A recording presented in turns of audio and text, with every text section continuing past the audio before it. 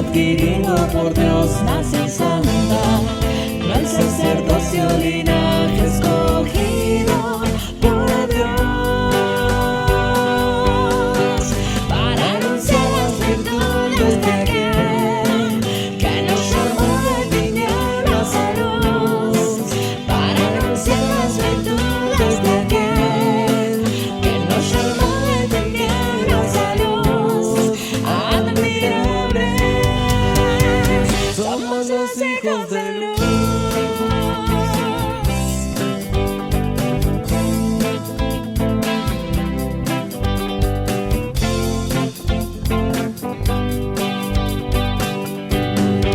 Somos pueblo, pueblo adquirido por Dios, nación santa, real sacerdocio, linaje escogido por Dios. Somos pueblo, pueblo adquirido por Dios, nación santa, real sacerdocio, linaje escogido por Dios, para anunciar las virtudes de aquel que nos llamó de tinieblas a luz, para anunciar las virtudes de aquel que nos llamó de tinieblas a luz, admirables, somos los hijos de luz.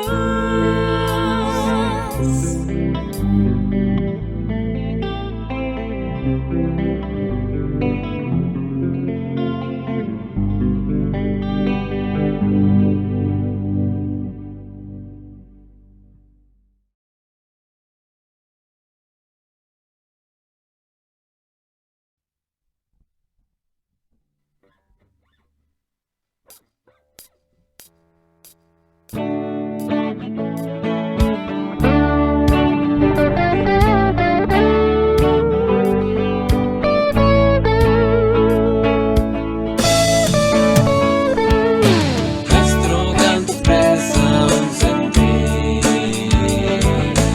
es preciso que se pueda oír en las calles y las plazas, en los campos, las montañas, a lo largo y a lo ancho del país.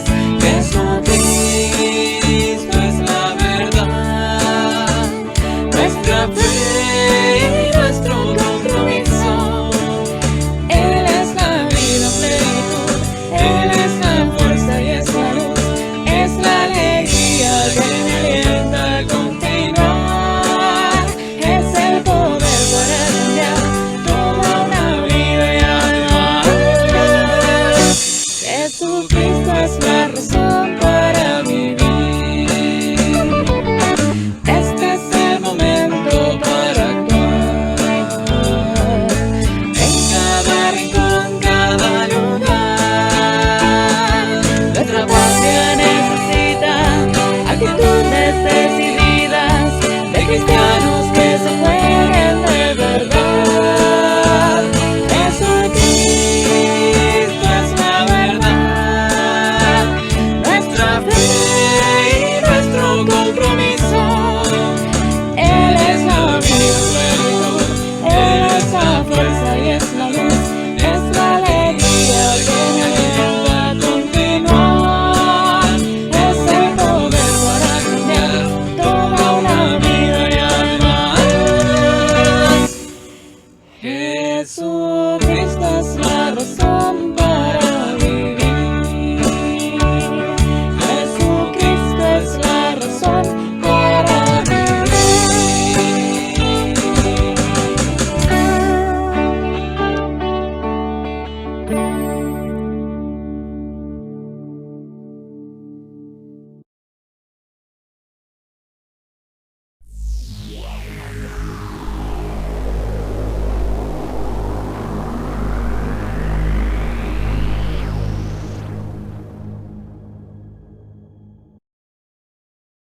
Siempre hablamos de la razón espiritual por qué el Señor Jesús murió.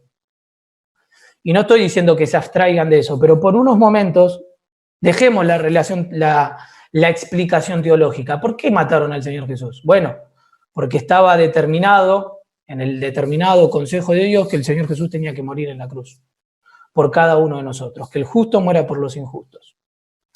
Ahora, si empezamos a pensar que a veces eso es lo que nos pasa, ¿no? Crecemos en el ambiente cristiano, con las historias que nos costaron de chico, pero no entendemos, y nos pasa como lo que pasó con la pipa. Bueno, respondemos automáticamente, pero no entendemos el trasfondo.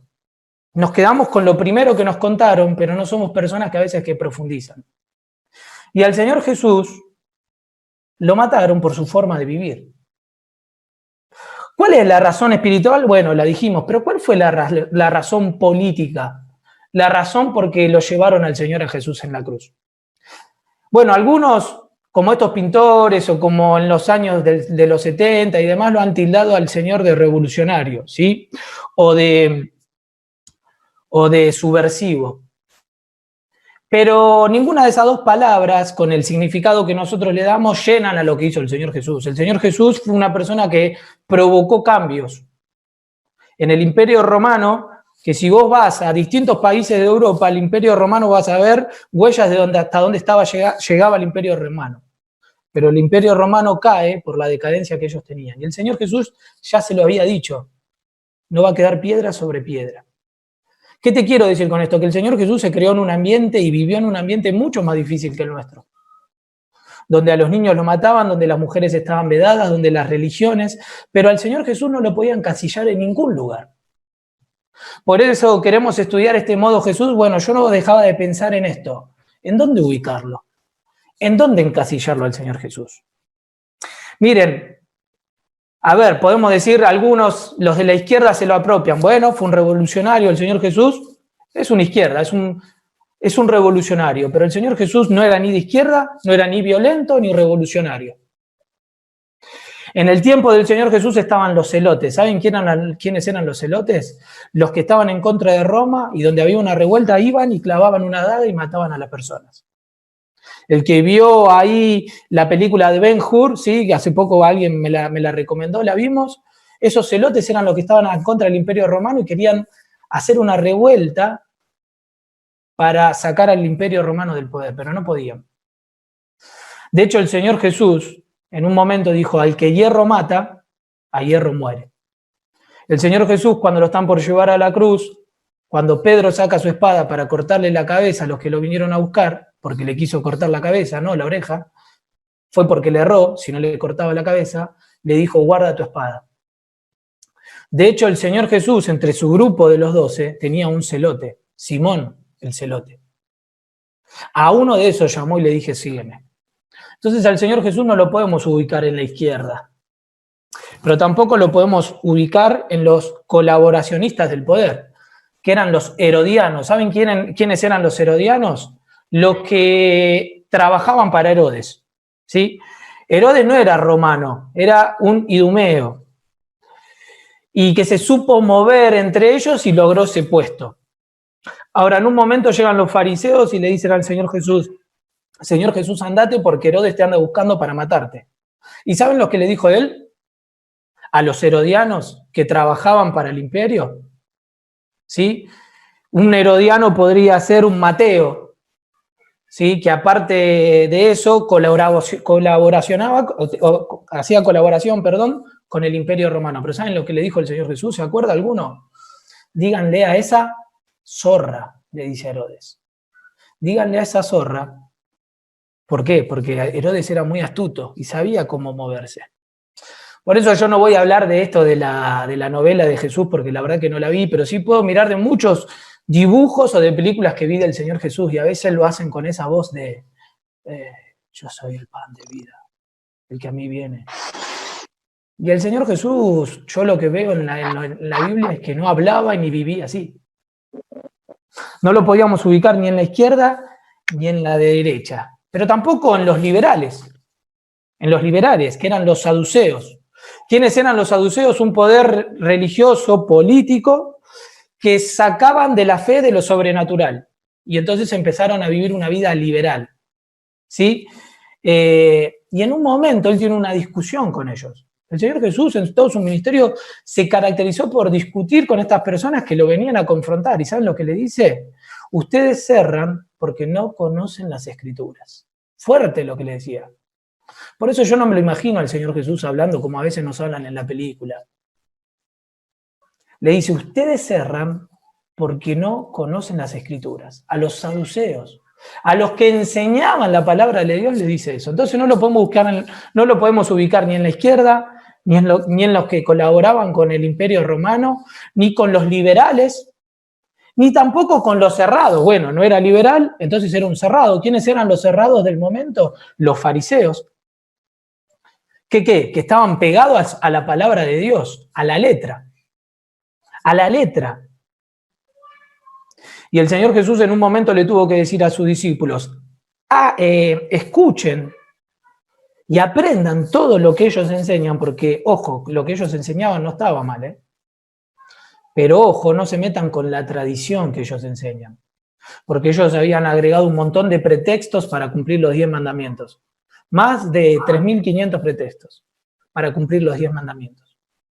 Entonces le tiene que decir en un momento, fariseos hipócritas, le dice sepulcros blanqueados.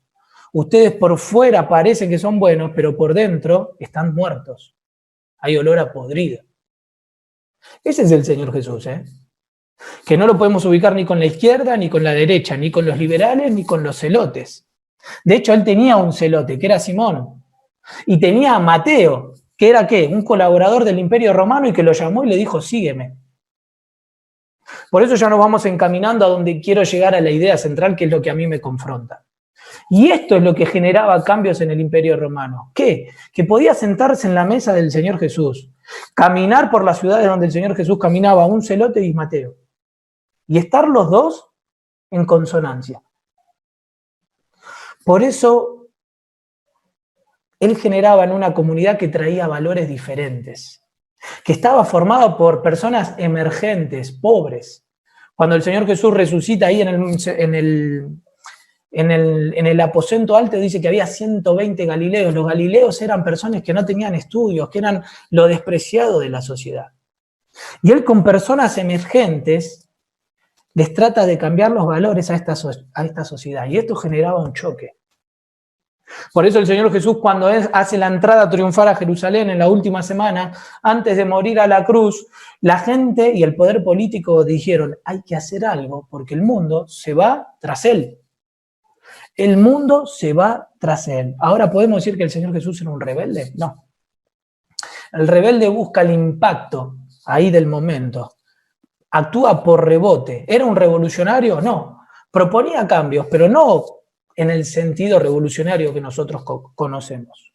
Él producía cambios de adentro hacia afuera. Producía cambios de adentro hacia afuera, ¿sí? Y ni que hablar lo que pasó en esa última semana, ¿no?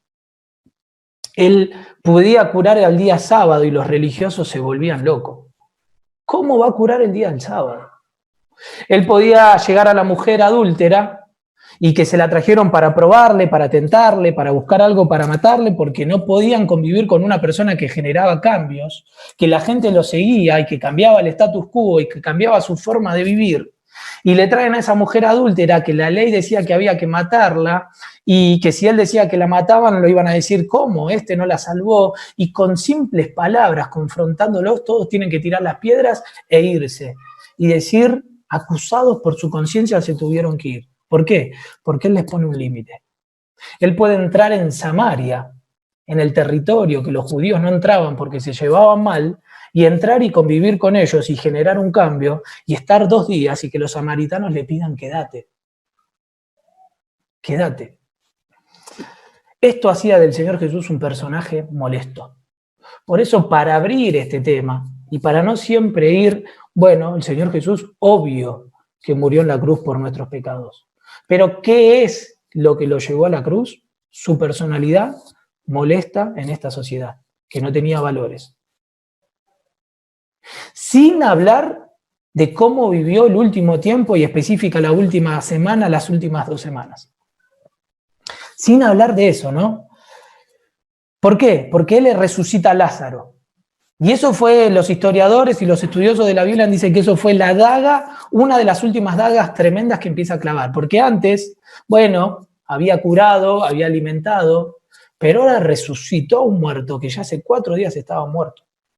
No es como la canción de ahí, creo que se escapa el Tata, que dice Lázaro, levántate y anda, que para mí 3 días ya no son nada. Bueno, se ve que 3 días pegaba y no 4, pero estaba hace 4. ¿Por qué? Porque los judíos decían que hasta el tercer día podía resucitar.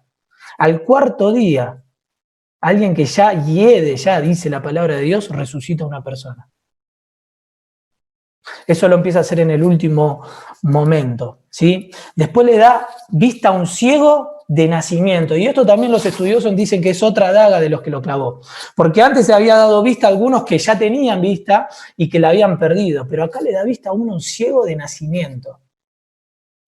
Pero lo último que hace colapsar todo es cuando él entra a la entrada triunfal, ¿sí? Y vuelca todo en el templo de los cambistas. Vuelca todo en el templo de los cambistas. Ahora dice la palabra de Dios que ahí estaban celebrando la Pascua. ¿Sabés cuántas personas iban a Jerusalén?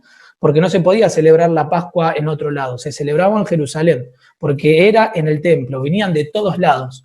Esas caravanas venían de todos lados. Por eso las ciudades aledañas hacían el negocio en las Pascuas. ¿Por qué? Porque alquilaban sus casas, ¿sí? De hecho, la última cena no la pasaron ahí en Jerusalén, sino ahí en la casa de un amigo, se dice. ¿Por qué? Porque todos iban, mucha gente estaba en el templo. Y ahora el Señor Jesús va y ¿sabes qué hace? Vuelca todo. Por eso te digo que yo no creo ese Jesús que a veces me pintan en las películas. Va y vuelca todo. ¿Por qué no lo pusieron preso? ¿Por qué el jefe de la guardia le estaba arruinando el negocio? Para ir a ofrendar o para ir a celebrar la Pascua tenías que llevar tu animal, y si no tenías tu animal tenías que comprarlo ahí. Para comprarlo ahí tenías que tener la moneda del templo y te la vendían 4 veces más. Ese era el imperio donde estaba, la corrupción afloraba, donde el poder religioso que estaba unido al poder político estaban en conjunto, y el Señor Jesús tiene que tirarle todo a los cambistas y que nadie haga nada. ¿Saben por qué? Porque tenían miedo que el pueblo se les rebelara. ¿Por qué? Porque él decía la verdad.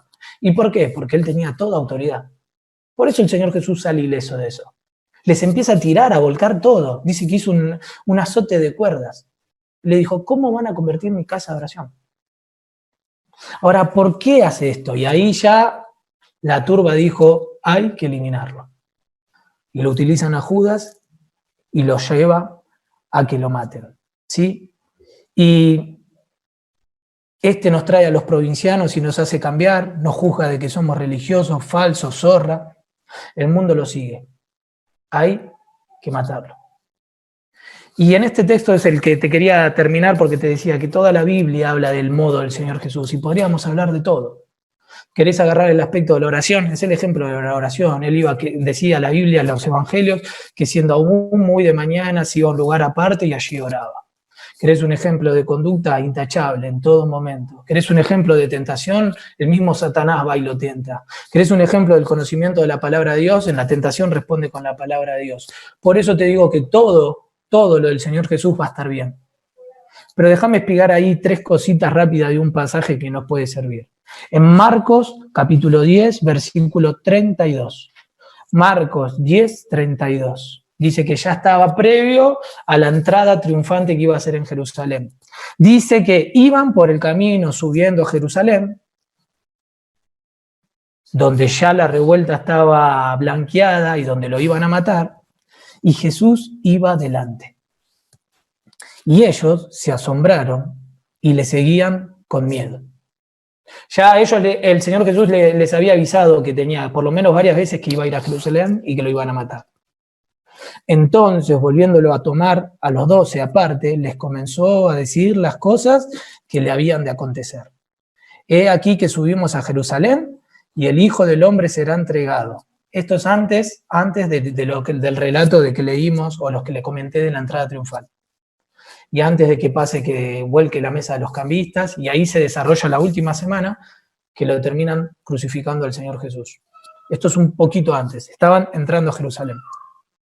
Subimos a Jerusalén y el Hijo del Hombre será entregado a los principales sacerdotes y a los escribas, y le condenarán a muerte y le entregarán a los gentiles. y le escarnecerán, le azotarán y escupirán en él y le matarán, mas al tercer día resucitará. 3 cosas rápido en este pasaje. En primer lugar, ver la convicción del Señor Jesús. Ver la convicción. Modo Jesús, estamos aprendiendo, espigando, hablando, introduciendo de lo que van a ver en la conferencia o lo que se desafíen a estudiar cada uno de ustedes en lo que el Señor les habla. En primer lugar, yo veía la convicción. El Señor Jesús vivió con una convicción. La convicción es lo que a mí me sostiene. La religiosidad es lo que yo sostengo. La convicción es lo que me sostiene a mí. Cuando uno tiene una convicción, eso es lo que a mí me sostiene. Alguien dijo que si no estás parado por algo, te caerás por nada. Y ese estar parado por algo es una convicción. Y el Señor Jesús tuvo esa convicción. Desde chico se le decía, en los negocios de mi Padre debo estar, y murió en los negocios del Padre. Él tuvo esa convicción. Él tuvo esa convicción de que hizo milagros, hizo señales, curó a enfermos, dio vista a ciegos, pero él sabía que eran señales para autentificar o para que los demás crean, pero su propósito principal era venir acá y a morir en la cruz. Nadie le dobló el pensamiento o el brazo de para que él vaya a la cruz. Ni el mismo Pedro que le dijo, tal cosa no te acontezca. Y el Señor le tuvo que decir, apártate de mí, Satanás. ¿Por qué? Porque él tenía una convicción. Se nos van a acercar personas con buen sentimiento, como era Pedro, porque Pedro se lo dijo desde el corazón. Y el Señor lo tuvo que parar en seco. Pedro, pará que yo tengo que ir a la cruz. A vos te está utilizando Satanás porque no sabes lo que decís, aún con una buena intención.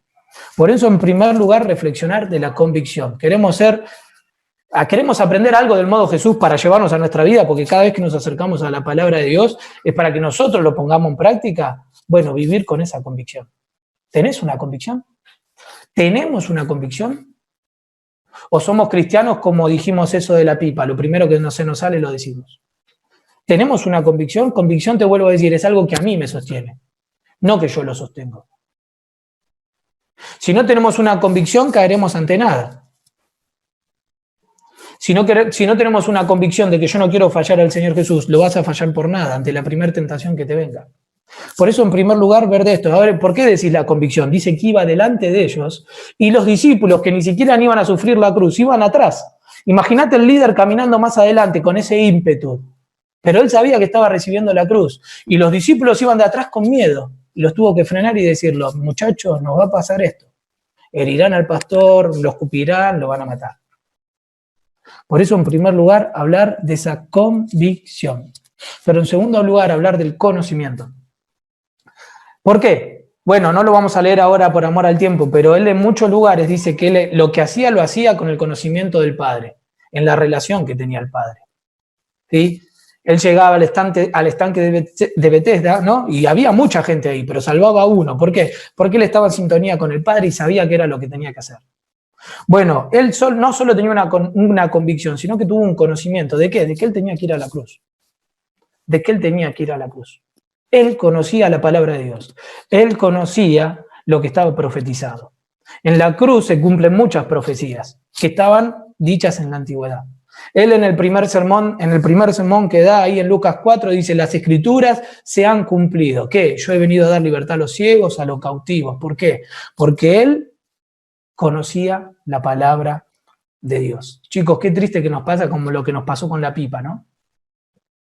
Este síndrome de los panelistas, que no tengo nada contra los panelistas, porque cada uno se gana el trabajo como puede y con las oportunidades que Dios le da dentro de lo que esté bien, ¿no? Pero este síndrome de los panelistas que opinamos de todo y tiramos lo primero que se nos sale a la mente, ¿no? Y a veces nosotros pensamos que en las cosas de Dios podemos hacer esto. Tiramos, ¿sí? Opinamos. Pero el Señor Jesús era una persona que conocía la palabra de Dios y sabía lo que le estaba pasando. El poder del enfoque. Él iba a la cruz con una convicción, porque conocía lo que tenía que pasar. Ahora, si nosotros no conocemos este manual, que es la palabra de Dios, cualquier viento, cualquier colectivo nos va a tirar por donde él quiera. Si no sabes a dónde vas, cualquier colectivo te va a llevar a cualquier lugar, dice el dicho, ¿no? Algo así. Pero él conocía la palabra de Dios. Por más que era la palabra encarnada, por más que él era el Señor Jesús, la palabra de vida y de verdad, él conocía lo que se había dicho y profetizado de lo que él tenía que hacer. Por eso no solo esa convicción, no solo ese conocimiento, en último lugar, en esto de modo Jesús, queremos imitar a modo Jesús, queremos ponernos en modo Jesús, ¿sí? Y bueno, ahí con todo el cariño no es que lo digo en contra del título que hay, ¿no? Porque modo Jesús, me imagino que vos podés poner el celular en modo no molestar y podemos poner nuestra vida en modo Jesús. No, no es así. Debemos vivir siempre en el modo Jesús, ¿no? No que lo pongo para hoy modo Jesús y mañana o hoy a la noche lo pongo en modo diablo, modo chicho. El modo Jesús es el que nos debe vivir, por eso te daba un ejemplo de toda la vida del Señor Jesús. Ese fue el modo del Señor Jesús. No lo podían ubicar en ningún lado, no lo podían hacer pisar el palito, no se dejó llevar por los poderes religiosos y políticos del momento. Pero en último lugar, el corazón. ¿Cuál fue el corazón? Y le escarnecerán, le azotarán y escupirán en él y le matarán, mas el tercer día resucitará. Él tenía un mensaje también de esperanza, desde el corazón. ¿De qué? De que él iba a resucitar. Muchos de los discípulos no lo entendieron. No lo entendieron el mensaje. O se le costaba entenderlo. ¿Sí? Se volvieron a las pescas. Hasta que él no se les apareció, no arrancaron. Y era lo que el Señor les había dicho. Pero les costaba. Volvieron, ese síntoma que de Juan 21, volvieron a hacer lo que sabían hacer. Y la palabra de Dios nos habla de eso, que le costaba entenderlo. Pero el Señor les quiere decir, les mostraba ahí su corazón. Ahí lo que está diciendo en el original es, le estaba dando esperanza. Voy a resucitar. Voy a resucitar. Al tercer día voy a resucitar. Entonces queremos aprender un poco del modo del Señor Jesús, aprendamos de su convicción. Tengamos un conocimiento pleno de la palabra de Dios. No nos dejemos comer por lo que digo. ¿Por qué decía esto de los panelistas? Y bueno, con esto del homosexual, de la ley del matrimonio, y todo se hace en un Jesús a su imagen. Pero si Jesús aprobaría eso, pero si Jesús es inclusivo, ¿cómo Jesús no va a estar acorde al aborto? Si es una mujer que quiere abortar. Por eso decía eso, perdón si me fui por las nubes, pero el ejemplo que daba de los panelistas era eso. ¿De qué? Que hoy por hoy todo el mundo se hace un Jesús a su imagen y a su semejanza, y eso es un falso Dios. El cristiano debe ser caracterizado, modo Jesús, en su convicción, en el conocimiento de la palabra de Dios, pero en último lugar en corazón, en un corazón del Señor Jesús. ¿Cuál era? Que él iba a morir por nuestros pecados, pero iba a resucitar. Es un mensaje de esperanza. Si vos entrás hoy a la Iglesia Católica y ves al Señor Jesús ahí crucificado, es un mensaje que sigue ahí clavado en la cruz, que sigue en muerte. ¿Por qué? Porque se comieron lo de los pintores y lo de mucho tiempo. ¿Qué? Que compran lo primero que le dieron. Y el Señor Jesús tiene otro mensaje. Iba a morir por cada uno de nuestros pecados, pero iba a llevar esperanza. ¿Por qué? Porque ¿cuál es la esencia del Evangelio? Es de un mendigo decirle a otro mendigo dónde encontró el pan.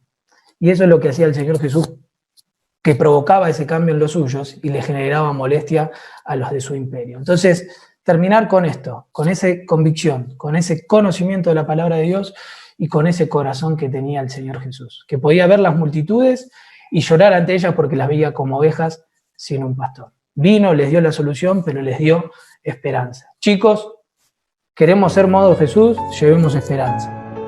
Llevemos esperanza, tengamos ese corazón. El Señor resucitó y es nuestra vida. Y un día nos va a venir a buscar. Y hasta que Él nos venga a buscar, quiero vivir con esa convicción. ¿De qué?